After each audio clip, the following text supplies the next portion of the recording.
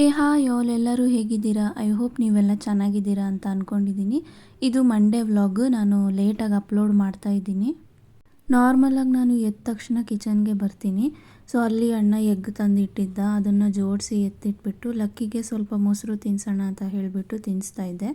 ಅವಳು ಇತ್ತೀಚೆಗೆ ಸ್ವಲ್ಪ ಮೊಸರು ತಿನ್ನೋದು ಅಭ್ಯಾಸ ಮಾಡ್ಕೊಂಡಿದ್ದಾಳೆ. ಡೈಲಿ ಬೆಳಗ್ಗೆ 1 ಸ್ಪೂನ್ ಅಥವಾ 2 ಸ್ಪೂನ್ ಕಂಪಲ್ಸರಿಯಾಗಿ ತಿಂತಾಳೆ. ಅವಳಿಗೆ ಮೊಸರು ತಿನ್ನಿಸಿ ನಾನು ಬಿಸಿನೀರು ಕುಡ್ಕೊಂಡು, ಅಣ್ಣ ಬ್ರೆಡ್ ಆಮ್ಲೆಟ್ ಮಾಡಿಕೊಡು ಅಂತ ಹೇಳ್ದ. ಅದಕ್ಕೆ ಎಗ್ ಬೀಟ್ ಮಾಡ್ಕೊಳ್ತಾ ಇದ್ದೀನಿ. ಸ್ವಲ್ಪ ಸಾಲ್ಟ್ ಹಾಕ್ಕೊಂಡು ಎಗ್ನ ಬೀಟ್ ಮಾಡಿಕೊಂಡೆ ನೀಟಾಗಿ. ಇದೇನಪ್ಪ ಶ್ರಾವಣದಲ್ಲಿ ಎಗ್ ತಿಂತಾರೆ ಅಂತ ಅನ್ಕೋಬೋದು ನೀವು.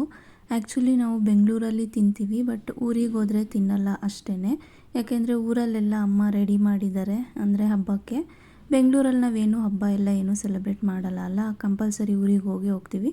ಹಾಗಾಗಿ ನಾವು ಬೆಂಗಳೂರಲ್ಲಿ ಎಗ್ ಚಿಕನ್ನು ಏನಾದರೂ ಮಾಡ್ಕೊಂಡು ತಿಂತೀವಿ.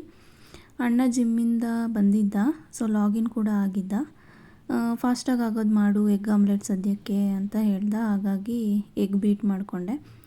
ಎಗ್ ಆಮ್ಲೆಟ್ ಏನಿಲ್ಲ, ಸಿಂಪಲ್ಲಾಗಿ ತವಾ ಬಿಸಿ ಮಾಡಿಕೊಂಡು ಸ್ವಲ್ಪ ಆಯಿಲ್ ಹಾಕ್ಕೊಂಡು ನಾವೇನು ಎಗ್ನ ಬೀಟ್ ಮಾಡ್ಕೊಂಡಿರ್ತೀವಿ ಆ ಎಗ್ನ ಹಾಕ್ಕೊಬೇಕು. ಅದು ಆದಮೇಲೆ ಅದು ಸ್ವಲ್ಪ ಬಾಯ್ಲ್ ಆಗಿದೆ ಅಂತ ಗೊತ್ತಾದಾಗ ಅದ್ರ ಮೇಲೆ 2 ಬ್ರೆಡ್ಡನ್ನು ಹಾಕಿ, ಸೊ ಬ್ರೆಡ್ಗೆ ಸ್ವಲ್ಪ ಎಗ್ ಅಟ್ಯಾಚ್ ಆಗೋ ಥರ ಫ್ರೈ ಮಾಡಿಕೊಂಡು ಎತ್ಕೊಂಡ್ಬಿಡಬೇಕು. ಇಲ್ಲಿ ನಾನು ಅದೇ ರೀತಿ ಮಾಡ್ಕೊಂಡಿದ್ದು. ಸೊ ಬ್ರೆಡ್ ಮೇಲೆ ಸ್ವಲ್ಪ ಎಗ್ ಇದೆ ಅಂತ ಗೊತ್ತಾದರೆ ಸಾಕು, ಎತ್ಕೊಂಡ್ಬಿಡಿ. 2 ಸೈಡು ಫೋಲ್ಡ್ ಮಾಡಿಬಿಟ್ಟು ಅದು ಆದಮೇಲೆ ಏನು ಮಾಡಬೇಕಂದ್ರೆ, ಬೇಕಂದರೆ ನೀವು ಪೆಪ್ಪರ್ ಪೌಡರ್ ಕೂಡ ಹಾಕ್ಕೊಬೋದು. ನಾನಿಲ್ಲಿ ಸ್ವಲ್ಪ ಬೆಂದ ಮೇಲೆ ನಾನು ಚಾಟ್ ಮಸಾಲ ಹಾಕ್ಕೊಂಡೆ. ಅಣ್ಣಂಗೆ ಚಾಟ್ ಮಸಾಲ ಹಾಕಿದ್ರೆ ಸ್ವಲ್ಪ ಚೆನ್ನಾಗಿ ತಿಂತಾನೆ ಅಂತ ಹೇಳಿಬಿಟ್ಟು. ಸೊ ಚಾಟ್ ಮಸಾಲ ಹಾಕಿದ್ಮೇಲೆ ಒಂದು 2 ಸೆಕೆಂಡ್ಸ್ ಅಥವಾ 3 ಸೆಕೆಂಡ್ಸ್ ಬಿಟ್ಟು ಆಮ್ಲೆಟ್ ಎತ್ಕೊಂಡೆ. ನೆಕ್ಸ್ಟು ಇನ್ನು ಬ್ರೆಡ್ಡು ಸ್ವಲ್ಪ ಹಾಫ್ ರೋಸ್ಟ್ ಮಾಡ್ಕೊಂಡಿದ್ವಲ್ಲ, ಅದನ್ನು ಎತ್ತಿ ಇನ್ನೊಂದು ಸ್ವಲ್ಪ ಅದು ಬ್ರೌನಿಷ್ ಆಗೋವರೆಗೂ ಫ್ರೈ ಮಾಡಿಕೊಂಡು ಅಣ್ಣಂಗೆ ತೊಗೊಂಡೋಗಿ ಕೊಟ್ಟೆ. ಅವನು ಜಿಮ್ಮಿಂದ ಬಂದಿರೋದ್ರಿಂದ ಸ್ವಲ್ಪ ಹೊಟ್ಟೆ ಹಸಿವಾಗ್ಬಿಟ್ಟಿರುತ್ತೆ ಅವನಿಗೆ. ಲೈಟಾಗಿ ಏನಾದರೂ ತಿನ್ನೋಣ ಅಂತ ಹೇಳಿಬಿಟ್ಟು ಇದನ್ನು ಮಾಡಿಸ್ಕೊಂಡ. ನೆಕ್ಸ್ಟು ಪಾಲಕ್ ಪನ್ನೀರ್ ಮತ್ತು ಚಪಾತಿ ಮಾಡೋಣ ಅಂತ ಹೇಳಿಬಿಟ್ಟು ಬಿಸಿನೀರನ್ನ ಕುದಿಯೋಕ್ಕೆ ಇಟ್ಟಿದ್ದೆ. ಸೊ ಅದು ಕುದ್ಮೇಲೆ ನಾರ್ಮಲಾಗಿ ಪಾಲಕ್ ಹಾಕಿ ಬೇಯೋದಕ್ಕೆ ಬಿಟ್ಟೆ. ಅದು ಬೇಯೋ ಅಷ್ಟರಲ್ಲಿ ಇಲ್ಲಿ ಚಪಾತಿ ಬ್ಯಾಟರ್ ಕೂಡ ಕಲಿಸ್ಕೊಂಬಿಡೋಣ ಅಂತ ಹೇಳಿ ಕಲಿಸ್ಕೊತಾ ಇದ್ದೀನಿ. ನಾನಿಲ್ಲಿ ಚಪಾತಿ ಬ್ಯಾಟರ್ಗೆ ಗೋಧಿ ಹಿಟ್ಟು ಮತ್ತು ಸೋಯಾಬೀನ್ಸ್ ಪೌಡರ್ ಎರಡನ್ನೂ ತೊಗೊಂಡಿದ್ದೀನಿ. ಸೋಯಾಬೀನ್ಸ್ ಪೌಡರು ವೆಯ್ಟ್ ಲಾಸ್ ಮಾಡೋದಕ್ಕೆ ಸ್ವಲ್ಪ ಹೆಲ್ಪ್ ಮಾಡುತ್ತೆ. ಅದರಿಂದಾಗಿ ನಾರ್ಮಲಾಗಿ ನೀವು ಚಪಾತಿ ಹಿಟ್ಟು ಹೇಗೆ ಕಲಿಸ್ತೀರಾ ಅದೇ ರೀತಿ ಕಲಿಸ್ಕೊಳ್ಳೋದು. ನಾನು ಹಂಗೆ ಕಲಿಸೋದು, ನಾನೇನು ಬೇರೆ ಥರ ಏನು ಕಲ್ಸೋಕ್ಕೆ ಹೋಗಲ್ಲ. ಕೆಲವ್ರು ಏನು ಮಾಡ್ತಾರೆ ಅಂದರೆ ಕಲಿಸುವಾಗ ಸ್ವಲ್ಪ ಸ್ವಲ್ಪ ಆಯಿಲ್ ಹಾಕ್ಕೊಂಡು ಕಲಿಸ್ತಾರೆ. ನಾನು ಏನಂದರೆ ಮುಂಚೆನೇ ಆಯಿಲ್ ಹಾಕ್ಕೊಂಡಿರ್ತೀನಿ. ಇನ್ನೂ ಅಡಿಷ್ನಲಾಗಿ ಬೇಕು ಅಂತ ಹೇಳಿದ್ರೆ ಹಾಕ್ಕೊಳ್ತೀನಿ, ಇಲ್ಲ ಅಂದರೆ ಏನು ಹಾಕ್ಕೊಳಕ್ಕೆ ಹೋಗಲ್ಲ. ಯಾಕೆ ಅಂತ ಹೇಳಿದ್ರೆ ಬೇಯಿಸುವಾಗ ಕೂಡ ನಾನು ಆಯಿಲ್ ಹಾಕಲ್ಲ ಆ ಕಾರಣಕ್ಕೆ. ಸೊ ಕಲಸೆಲ್ಲ ಆದಮೇಲೆ ಅದನ್ನು ಆಯಿಲ್ ಕವರ್ ಒಳಗಡೆನೇ ಹಾಕಿಟ್ಟೆ. ಸೊ ನೀಟಾಗಿ ಅದು ಮ್ಯಾರಿನೇಟ್ ಆಗುತ್ತೆ ಅಂತ ಹೇಳಿಬಿಟ್ಟು. ಅಷ್ಟರಲ್ಲಿ ಈ ಕಡೆ ಪಾಲಕ್ ಸೊಪ್ಪು ಕೂಡ ಬೆಂದಿತ್ತು. ಬೆಂದ ತಕ್ಷಣವೇ ಅಂದರೆ ಬಿಸಿ ಬಿಸಿ ಸೊಪ್ಪನ್ನೇ ಹಾಕಿ ಗ್ರೈಂಡ್ ಮಾಡಬಾರ್ದು, ಮಿಕ್ಸಿ ಹೋಗ್ಬಿಡುತ್ತೆ. ಇಲ್ಲ ಅಂತ ಅಂದರೆ ಅಷ್ಟೊಂದೇನು ಸೇಫ್ ಅಲ್ಲ ಬಿಸಿಯಾಗಿ ನೀವು ಗ್ರೈಂಡ್ ಮಾಡೋದು. ಹಾಗಾಗಿ ನಾನು ಒಂದು ಜಾರಿಗೆ ಹಾಕಿ ಇಟ್ಟೆ, ಅದು ತಣ್ಣಗಾಗಲಿ ಅಂತ ಹೇಳಿಬಿಟ್ಟು.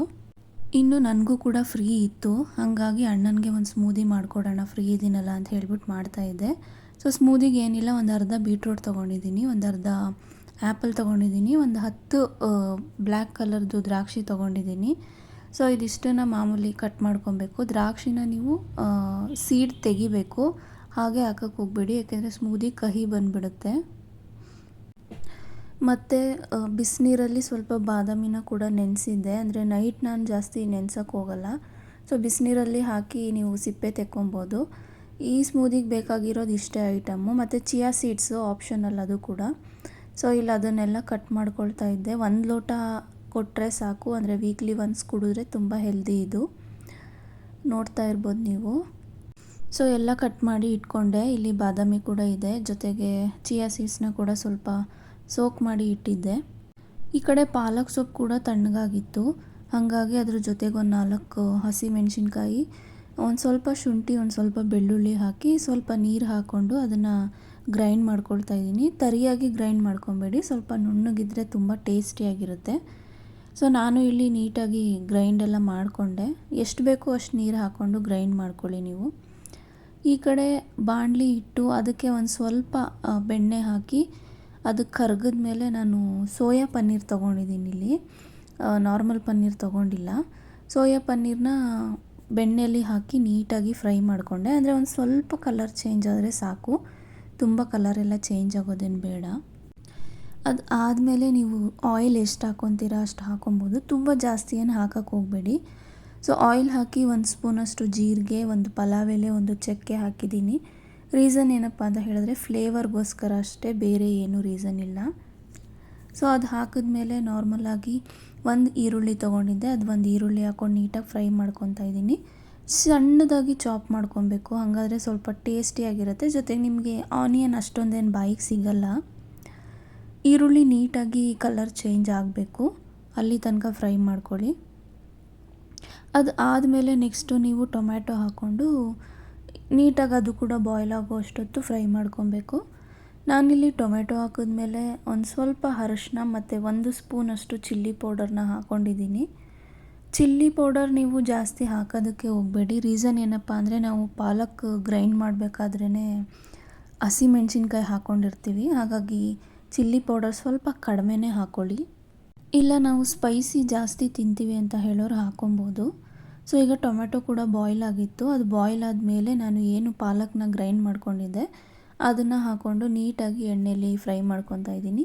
ಫ್ರೈ ಎಷ್ಟೊತ್ತು ಮಾಡಬೇಕು ಅಂತ ಅಂದರೆ ಅದರ ಹಸಿ ವಾಸನೆ ಹೋಗೋವರೆಗೂ ಸ್ವಲ್ಪ ಡೀಪಾಗಿ ಫ್ರೈ ಮಾಡ್ಕೊಳ್ಳಿ.